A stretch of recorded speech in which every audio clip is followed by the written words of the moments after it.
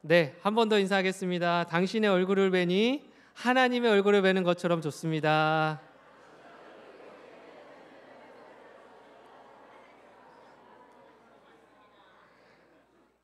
네, 내가 하나님이라고 이런 놀라운 은혜를 주시는구나. 네, 이렇게 하시는 분들도 있는데요. 날마다 서로를 사랑의 마음과 서로를 존경하고 또 그런 마음으로 그런 시선으로 쳐다볼 수 있고 여길 수 있는 모두가 되었으면 좋겠습니다. 네, 이 시간만 모두 사랑한데만 그런 게 아니죠. 매 주일마다 만나는 모든 순간이 사랑을 나누는 순간이 되었으면 좋겠습니다. 이제 젊은 세대에게 한참 유행했던 검사 한 가지가 있습니다. 이제 검사라고 하니까 나는 검사 받는 거 너무 싫어해. 너무 힘들어. 막 질문지에 답도 해야 되고 체크해야 되고 결과 나올 때까지 기다려야 되고 딱 질색이야. 이런 분들도 계신데요.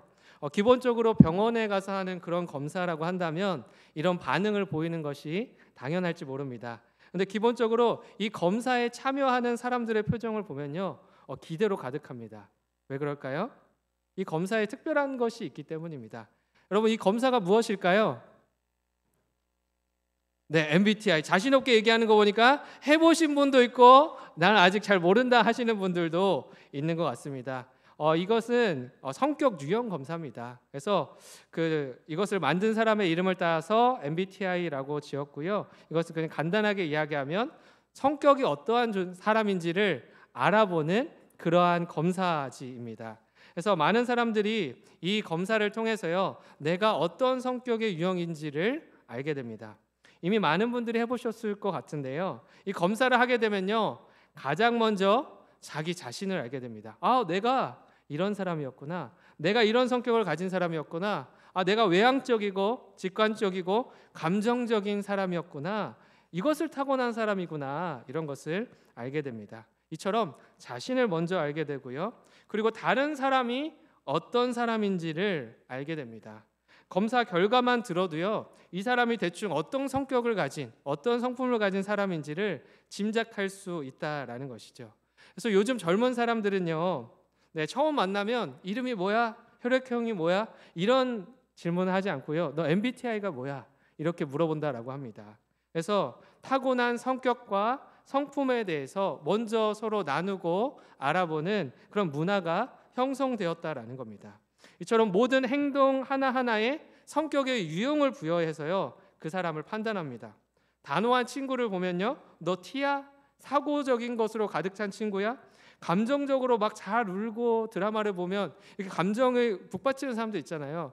그런 사람들을 보면 너 F야? 감정형의 사람이야? 이렇게 이야기를 한다라는 겁니다. 이처럼 사람의 성격과 성품이 얼마나 중요한지를 우리가 잘 알고 있다라는 겁니다. 그래서 이 성품이 어떤지, 성격이 어떤지에 따라서 내가 이 사람과 계속 관계를 지속할지 말지, 함께 할 수 있는 사람인지 없는지 그 여부를 요즘 젊은 사람들은 시작하기도 전에 이런 것들을 파악하고 그 관계를 이어간다라는 겁니다. 근데 젊은 사람들뿐만 아니라요, 우리들에게도 마찬가지인 것 같아요. 이 사람이 나하고 성품이 맞냐? 성격이 맞냐? 이런 것들을 통해서 내가 함께 할 수 있는 사람인지를 그것을 알아본다라는 것이죠. 그런데요, 오늘 말씀을 통해서 보니까요, 성령을 받은 하나님의 사람들은요, 마찬가지로 자연스럽게 타고나는 것들이 있습니다. 자연스럽게 갖추게 되는 그런 열매들이 있다라고 이야기합니다. 오늘 본문 22절과 23절 말씀은 이렇게 이야기합니다. 함께 읽겠습니다. 시작. 오직 성령의 열매는 사랑과 희락과 화평과 오래 참음과 자비와 양성과 충성과 온유와 절제니 이 같은 것을 금지할 법이 없느니라. 아멘. 여러분, 안 보고 한번 외워보실래요? 네, 웃고 계신데, 근데 아마 이 나와서 하지 말고 자기 혼자 외워보세요 하면 이 구절을 외우시는 분들이 대부분일 거예요. 왜냐하면 너무나도 많이 들었거든요. 너무나도 익숙한 말씀이기 때문입니다. 사랑, 희락, 화평, 오래 참음, 자비, 양성, 충성, 온유, 절제, 이것이 성령의 9가지의 열매다. 이것을 우리가 너무나 많이 들어서 익히 알고 있다라는 겁니다. 근데 이것을 너무 익히 잘 알고 있지만 우리가 이것을 이미 다 가지고 있는 사람들이라는 것에 대한 인식은 부족한 것 같습니다. 오늘 말씀을 통해 보니까요, 성령님께 우리 모두는 이것들을 똑같이 다 나누어 받았다라고 이야기합니다. 그런데도요, 어떤 사람들은요, 나는 사랑은 있는데 오래 참음은 없어. 나 온유, 절제 그런 거 모르잖아. 전혀 그런 거 받은 적이 없잖아. 나는 화평한데 또 충성하는 마음은 좀 부족해. 이렇게 이야기한다라는 겁니다. 그래서 어떤 것은 가지고 있고 어떤 것은 내가 전혀 가지지 못했고 하나님께 받지 못했다라고 이야기합니다.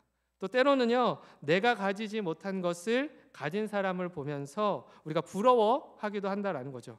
와, 저 권사님은 어쩜 저렇게 사랑이 많을까? 야, 저 집사님은 어쩜 저렇게 온유할까? 그냥 얼굴만 봐도 온유가 흘러나와. 막 이렇게 이야기한다라는 거죠. 또 잘 참는 사람을 보면 어떻게 저렇게 인내하지? 오래 참을 수 있는 거지? 나였으면 단방에 그냥 확 이렇게 했을 텐데 하는 그런 마음들이 우리에게 있다라는 겁니다. 그러나 오늘 말씀을 통해 보는 것은요, 성령의 이 9가지 열매가 복수형으로 쓰이지 않고요, 단수로 쓰였다라는 겁니다. 이것이 의미하는 바가 무엇입니까? 이 9가지 열매가 다 하나하나 나누어져 있는 개개인의 것이 아니라 하나로 되어 있는 하나의 열매라는 겁니다. 열매는요, 비춰보는 각도에 따라서 9가지 빛깔이 나는 것일 뿐이지 서로 나뉜 9가지가 아니라는 겁니다. 이 모든 것이 하나 안에, 한 열매 안에 담겨져 있다라는 겁니다. 그러니까 성령님께서 우리에게 이 열매를 주셨다고 할 때는요, 이 모든 것을 한 번에 주셨다라는 겁니다. 그러니까 있고 없고의 차이가 아니라 크고 작음의 차이고요, 정도와 수준의 차이이다라는 것이죠. 성령 하나님은요, 이 열매를 때에 따라 극대화해서 사용하시기도 하고요, 때로는 그것을 단련해 가시기도 합니다. 그러니까 우리 안에 성령님을 통해 이미 부어주신 것들이고 이것을 더 아름답게 만들어가는 그런 신앙의 과정과 여정 속에 우리가 살아가고 있다라고 생각하시면 되겠습니다. 성령님은요, 그 사람에게 맞게 필요한 것을 채우시고요, 그것을 훈련시키시고 다루어 가시는 분입니다. 사실 이 모든 성령님의 성품은요, 예수님을 통해 우리가 이미 경험한 것들입니다. 이 모든 것이 사실은 예수님의 성품이고 예수님이 보이신 삶의 모습이기 때문입니다. 성령님을 통해 주시는 이 열매로 인해 우리가 예수님의 성품, 곧 신의 성품에 참여하는 은혜를 누리게 된 것입니다.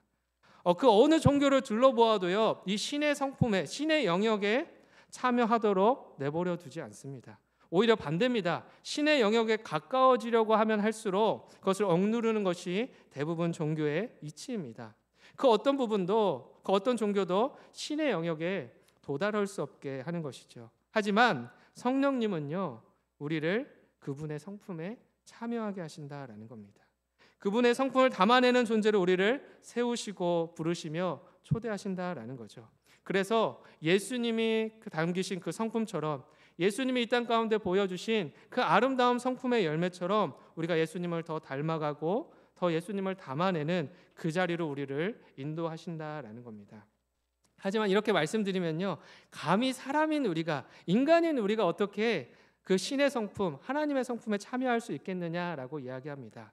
그러나 이 놀라운 은혜의 역사는요, 예수님뿐만 아니라 이전에 모세를 통해서도 먼저 채우셨던 역사임을 알게 됩니다.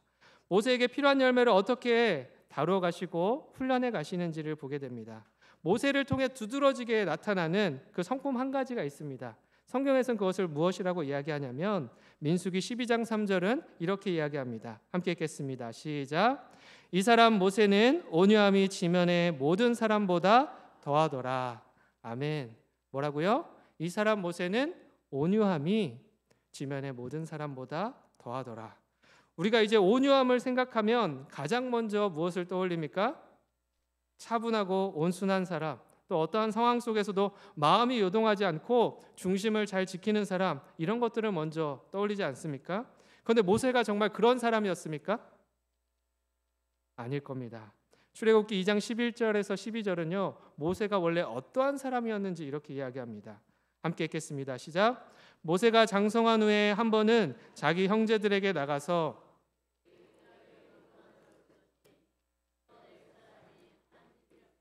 곧 자기 형제를 치는 것을 본지라 좌우를 살펴 사람이 없음을 보고 그 애굽 사람을 쳐 죽여 모래 속에 감추니라. 네, 모세는요 동족이었던 히브리 사람이 애굽 사람에게 당하는 것을 보고 그를 쳐 죽이기까지 했던 이 감정적으로요 굉장히 불같았던 사람이었다라는 것을 발견하게 됩니다. 그러나 어떻게 지면의 모든 사람보다 더 온유한 사람이라는 평가를 받을 수 있었습니까? 이 온유라고 하는 단어의 원어를 보니까요 프라우테스라고 하는 단어인데, 이 단어가 원래 어떤 단어냐면 야생동물을 길들일 때 쓰는 그런 성질을 나타내는 표현이라는 겁니다.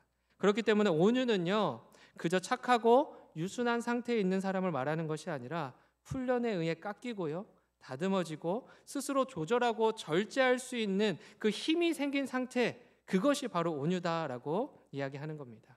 이처럼 거친 성품이 성령 하나님의 손에 다듬어져서 훈련되어지고 절대된 사람으로 변화된 것입니다. 그러니까 나의 감정대로 행동하지 않는 지혜를 얻게 된 것이죠. 이것이 바로 온유라고 하는 열매입니다. 태생적으로 온순한 사람이 아니라 하나님의 손에 의해 그것을 절제할 수 있는 능력을 얻게 된 상태입니다. 이처럼 서로 다른 것처럼 보이는 절제의 열매는 어떻습니까? 지금 제가 절제에 대한 이야기를 또 하지 않았습니까? 이것처럼 서로 다른 것이 아닙니다. 내가 무엇이든 선택할 수 있는 자유함 속에서 나의 것보다 하나님의 것을 더 먼저 선택할 수 있는 그 능력이 바로 절제입니다. 절제의 열매 역시 이처럼 서로가 연결되어서 따라 나오게 된다라는 겁니다. 그러니까 다 개개인별로 각자가 아니라 다 따로 떨어져 있는 것이 아니라 이렇게 서로가 다 친밀하게 성령 안에서 연결되어져서 우리 안에서 역사하게끔 하시는 놀라운 하나님의 은혜라는 겁니다. 충성도요 마찬가지입니다. 충성을 가리키는 단어의 한자를 이렇게 조각내서 보면요 이와 같습니다. 충은요 가운데 중과 마음심 곧 중심을 의미하고요, 성은요 말씀언과 이룰성, 그 말씀을 이루는 것을 뜻합니다. 그렇다면 이것을 합쳐보면요 충성은 중심을 다하여 말씀은 이루는 삶이라는 것을 알게 됩니다. 내 멋대로 살지 않고 하나님의 말씀을 따라 이루는 순종의 삶, 이것이 충성이고요 온유이고요 절제라는 것입니다. 성령님이 이처럼 우리를 억지로 이끌어가는 것이 아니라 자연스럽게 그와 같은 성품의 사람으로 살아갈 수 있도록 우리를 도우시고 인도하시는 겁니다. 그리고 때때로는요 삶 가운데 우리를 훈련시키시는 겁니다. 사람들과의 관계를 통해서, 부딪힘을 통해서, 어려움과 고난을 통해서 그것이 더욱더 아름다운 성품으로 열매 맺을 수 있도록, 열매 맺어서 사람들에게 흘러들어갈 수 있도록 그것을 사용하시고 단련하신다라는 겁니다. 이처럼 아름답게 열린 열매가 그 아름다움을 마음껏 드러낼 수 있도록 인도하시는 것이죠. 이처럼 성령님은요 우리에게 그 아름다운 열매를 맺게 하십니다. 아니 이미 맺게 하셨습니다. 오늘도 나는 성령의 아름다운 열매를 가지지 못했다 이렇게 생각하지 마시고 내 안에 있는 그 아름다운 열매를 오늘도 만들어가고 계신다, 단련해가고 계신다. 그래서 더 아름다운 열매로 귀하게 쓰임받게 하실 것이다, 그 믿음을 고백하실 수 있기를 바랍니다. 분명히 성령 하나님께서는 여러분들을 통해 더 풍성하고 아름다운 성령의 그 향기를 내보이게 하실 것입니다. 이 시간 우리 옆에 계신 분들에게 이렇게 인사했으면 좋겠습니다. 성도님을 보니 성령의 열매가 보입니다. 한 번 더 인사할 때는 성도님을 보니 사랑이 보입니다. 한 번 더 인사할게요. 성도님을 보니 희락이 보입니다. 마지막으로 인사하겠습니다. 성도님을 보니 온유함이 보입니다.